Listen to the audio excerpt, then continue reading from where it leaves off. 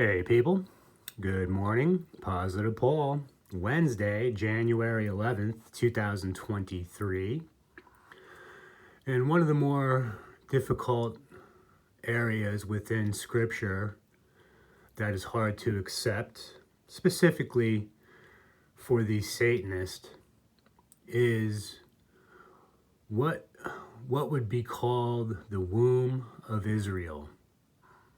Now, initially, in God's effort to protect his people, keep them close to him under his wing, you see in Exodus chapter 13, and the Lord spoke unto Moses, saying, Sanctify unto me all the firstborn, whatsoever open the womb among the children of Israel, both of man and of beast, it is mine.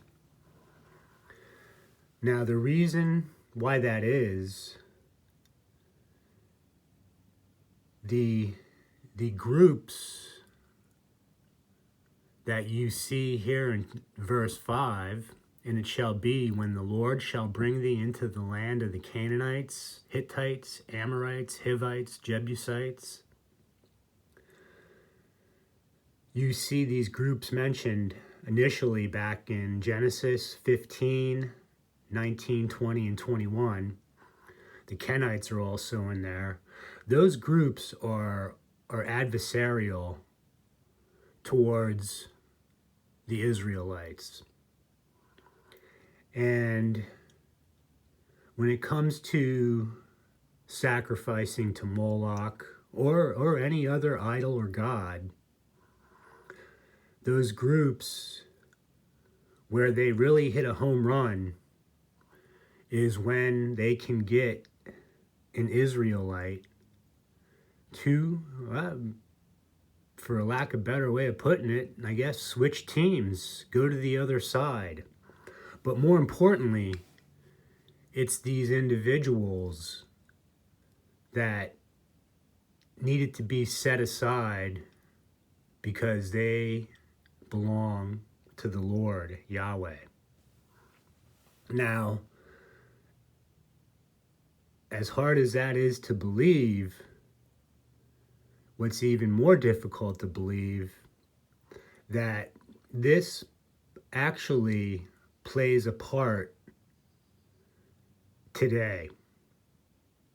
That there are individuals walking around that are tied to the ancient Israelites, meaning the Hebrews.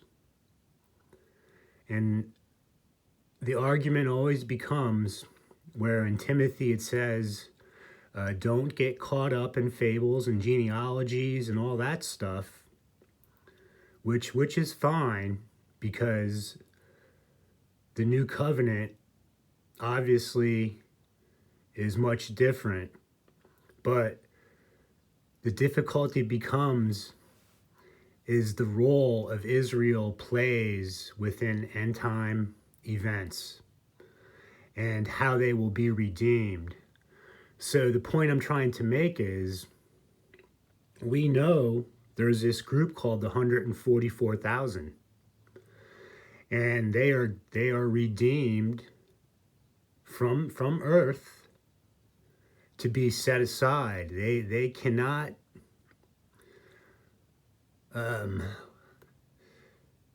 let's put it this way. Coming against one of these individuals, if they fall in that category, meaning they open the womb, the matrix of Israel, and everybody loves etymology. And yes, that in concerning the Western civilization and people that speak English, that may be relevant.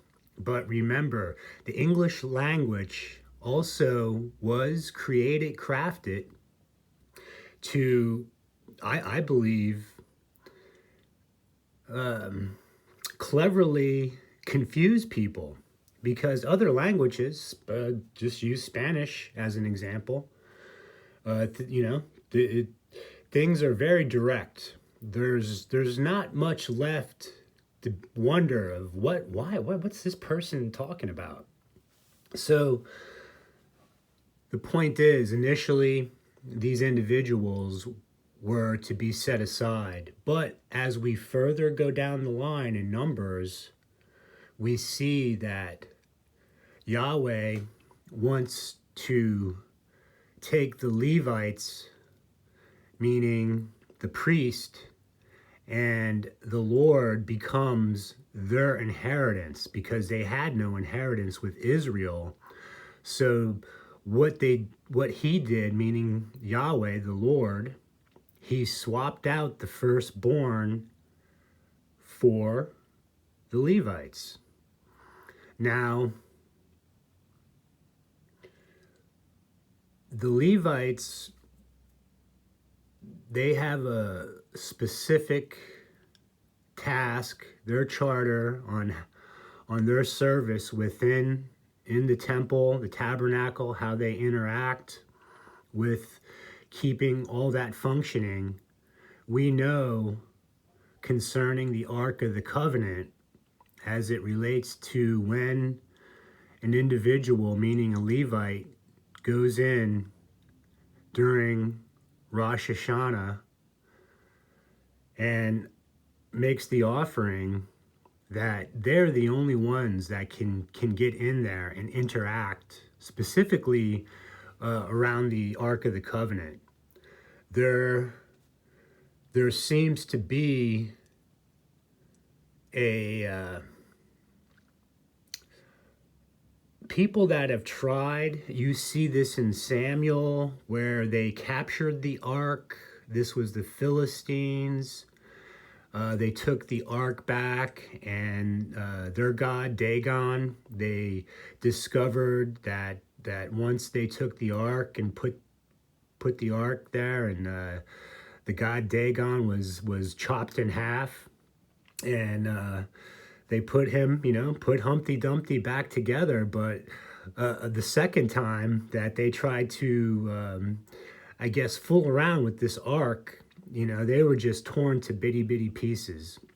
And it's believed that there is some type of electrical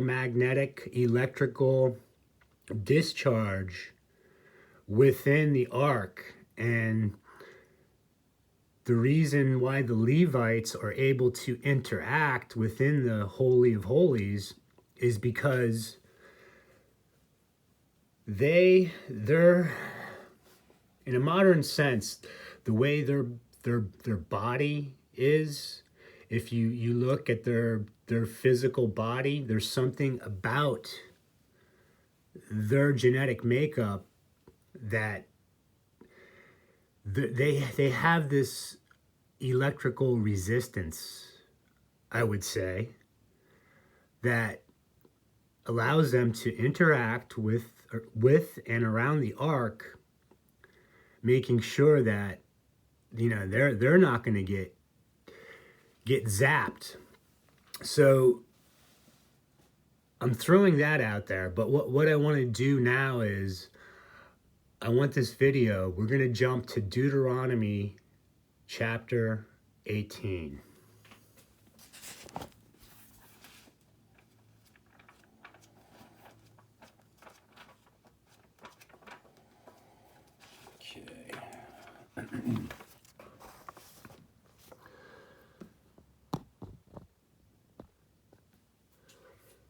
So I'm not sure if I explained that properly, but here's the rub.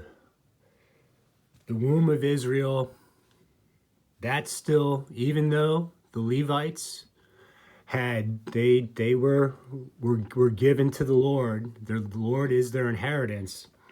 The firstborn also, you have to keep in mind that these individuals also could be walking around the earth right now, and that's the most unbelievable part.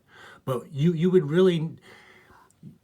never know who they are, because still we're in a situation in 2023 that while everybody wants to be one of the 144,000, there's really no one out there that can can say, hey, look, this is what leads me to believe why I might be part of this group with, proof, facts, right? Because everybody, if seeing is believing, well, you're not going to, just by looking at someone would be difficult to tell if they're one of the 144,000. But if that individual provided proof that, a reasonable person would look at that and start scratching their head, hey, there's something to this. But prior in Deuteronomy 12, chapter 19, it says, take heed to thyself that thou forsake not the Levite, as long as thou liveth upon the earth. So in chapter 18, after all the Israelites have been through, all their screw-ups, this guidance is given to the Levites. Hopefully I don't lose my voice here. So we start off, the priests, the Levites, and all the tribe of Levi shall have no part nor inheritance with Israel. They shall eat the offerings of the Lord made by fire, and his inheritance. Therefore shall they have no inheritance among their brethren. The Lord is their inheritance, as he hath said unto them.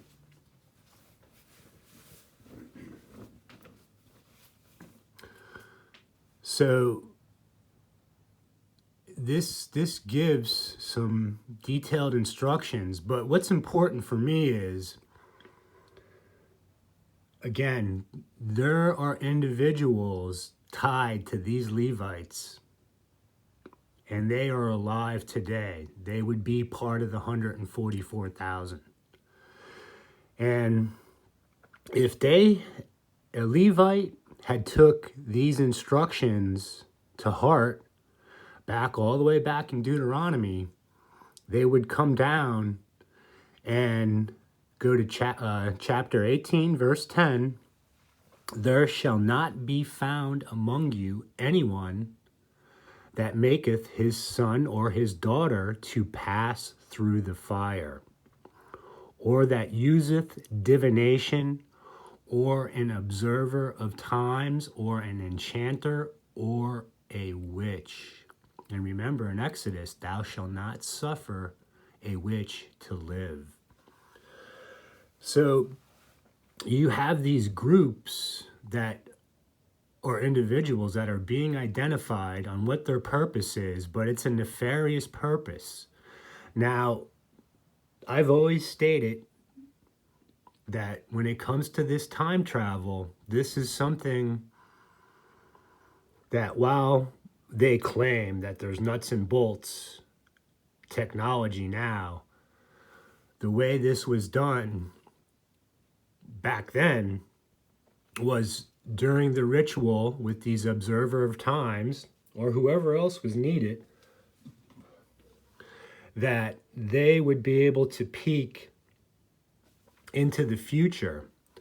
But the sacrifice was a very integral part, meaning the spiritual realm allowing that to happen, meaning being able to peek into the future, that if the sacrifice was acceptable, which in this case, you would have wanted an Israelite child to sacrifice to Moloch, Baal, Ashtaroth, whoever else was involved, because it didn't make any sense that if you sacrificed a Canaanite or an Amorite or a Hivite, that would not work. That wouldn't cut the mustard.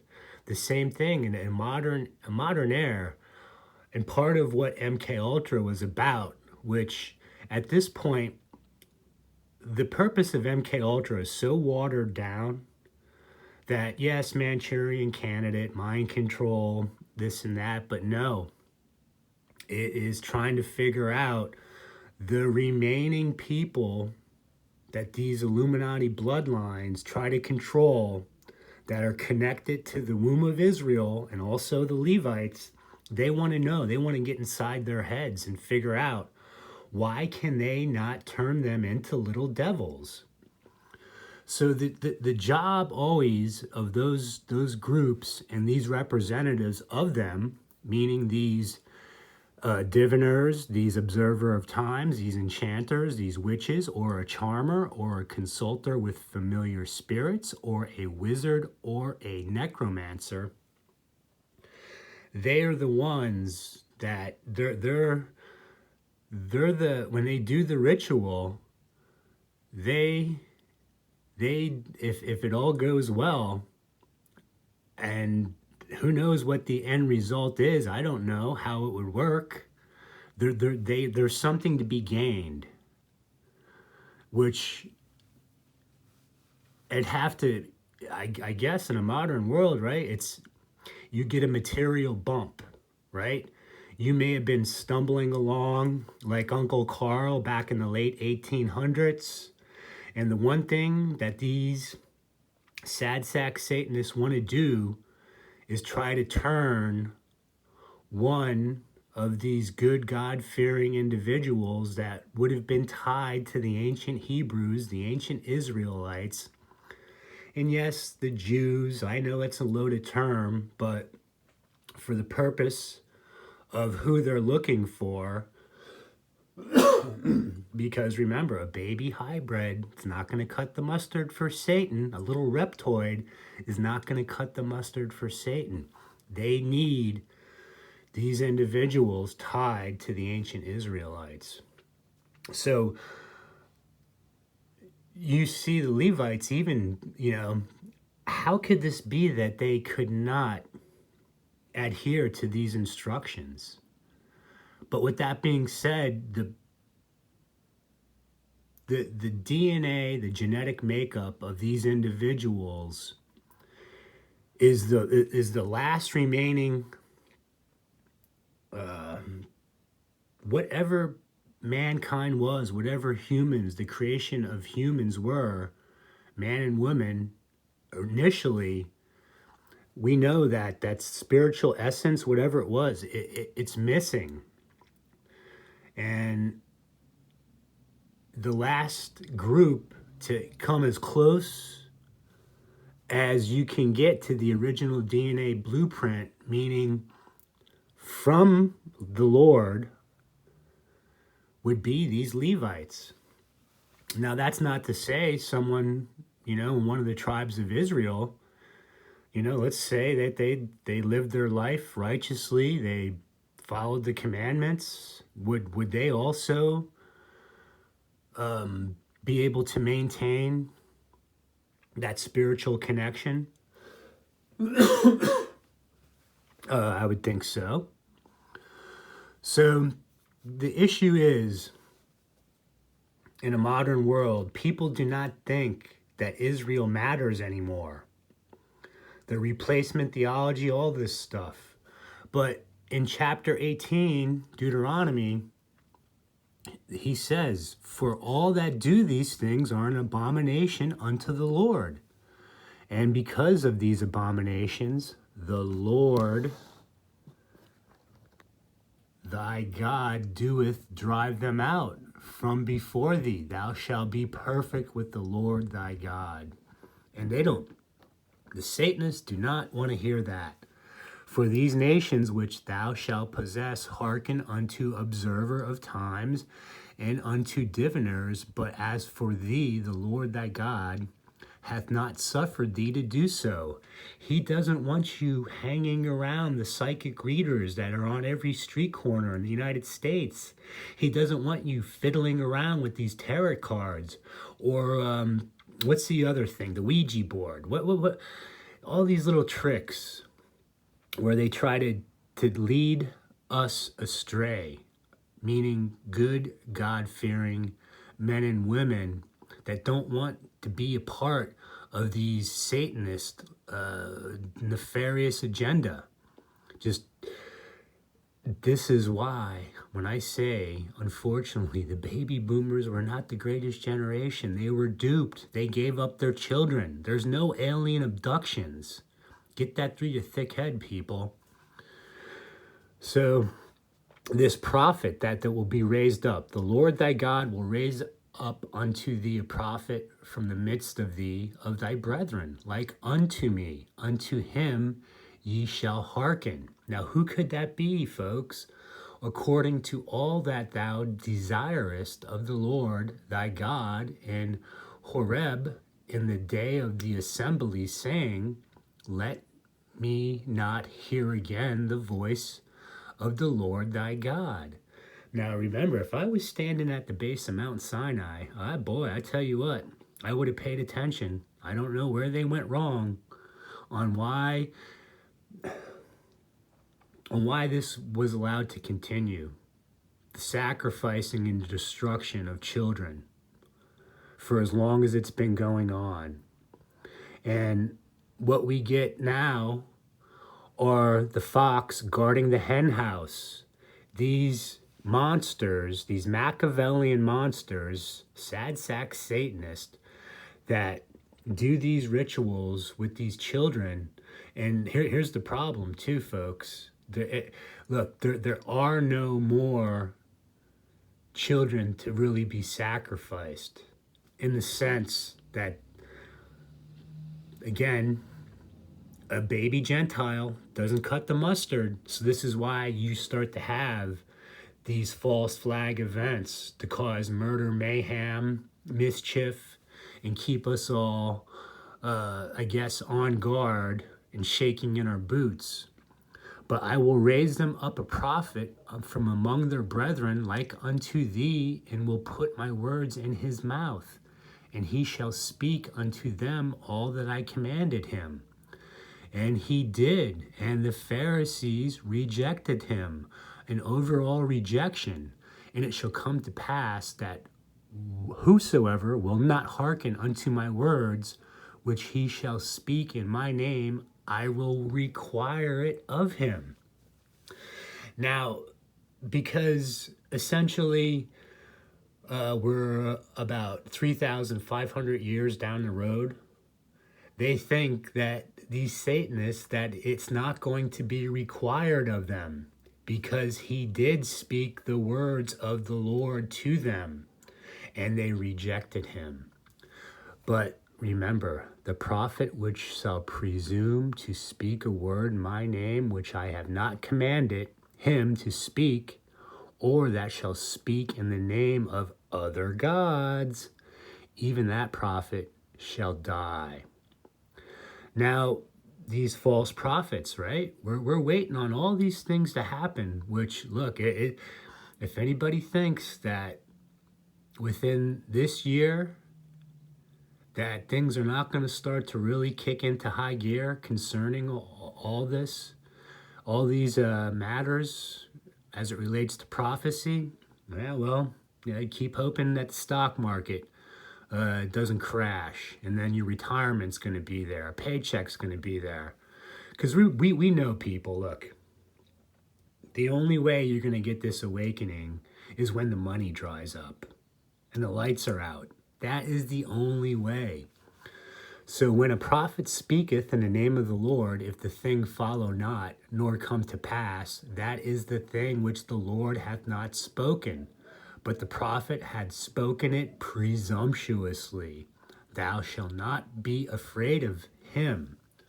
So all these people that are having these dreams and visions every single week, I'm not going to point them out on this video, but I've done this in the past. How can that be, people, that these people are on a weekly, daily basis receiving dreams and visions, and they're up on social media yapping about, yes, World War III, yes, the tsunami, yes, the COVID camps, yes, on and on and on. But has it yet to happen? It's a slow march, a slog. They're dragging this out because they know once they pull the plug, everybody will wake up. And that's what they're scared of. So they get to crawl back under their rocks while we're all sitting there looking at each other. Man, I wish, you know what? I wish I would have listened to that asshole Positive Paul, because he seemed like he definitely must have been part of something. And I don't have all the answers, but I know where I came from. I know what and who my family are.